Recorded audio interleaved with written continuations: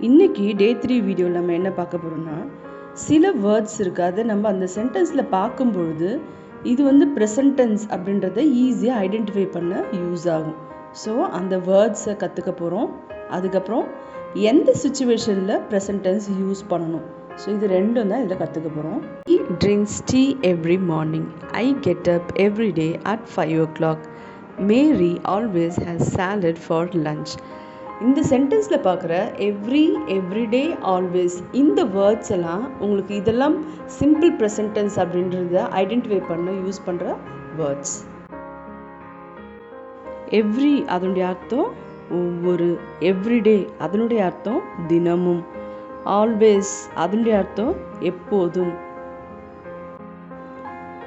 மெயினாக present tense எந்த சுச்சுவேஷனில் யூஸ் பண்ணுவாங்க அப்படின்னு பார்த்தோம்னா, நம்ம டெய்லி செய்கிற சில ஆக்ஷன்ஸ் இருக்கும். அதை ஹேபிச்சுவல் ஆக்ஷன் அப்படின்னு சொல்லுவாங்க. இப்போது நீங்கள் தினமும் டீ குடிப்பீங்க, தினமும் வாக் பண்ணுவீங்க. ஸோ இந்த மாதிரி சில விஷயங்கள் தினமும் பண்ணுவீங்க. அதை தான் நம்ம என்ன பண்ணலாம், சிம்பிள் ப்ரெசன்ட் டென்ஸில் யூஸ் பண்ணலாம்.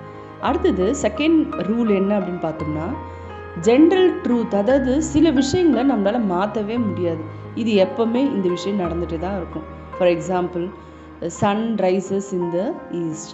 இப்போ சன் பார்த்திங்கன்னா ஈஸ்டில் மட்டும்தான், கிழக்கில் மட்டும்தான் உதிக்கும். ஸோ இது போல் ஜென்ரல் ட்ரூத்தை தான் நம்ம என்ன பண்ணுவோம், சிம்பிள் ப்ரெசன்ட் டென்ஸில் யூஸ் பண்ணுவோம்.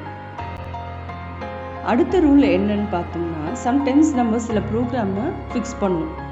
அது பர்ஃபெக்டாக அந்த ஃப்யூச்சரில் அது நடக்க போகுது. ஸோ அந்த மாதிரி டைமில் கூட நம்ம ப்ரெசன்ட் டென்ஸை யூஸ் பண்ணலாம். எக்ஸாம்பிள் பாருங்கள், the match starts at 9 o'clock. இந்த மேட்ச் எப்போ ஸ்டார்ட் ஆக போகுது, 9 o'clock ஸ்டார்ட் ஆக போகுது. அதாவது ஃப்யூச்சரில் தான் நடக்க போகுது. ஆனால் இந்த ப்ரோக்ராம் ஃபிக்ஸ் பண்ணியாச்சு, இதில் எந்த சேஞ்சுமே இல்லை. ஸோ தட் நம்ம என்ன பண்ணுறோம், ப்ரெசன்ட் டென்ஸ் யூஸ் பண்ணுறோம்.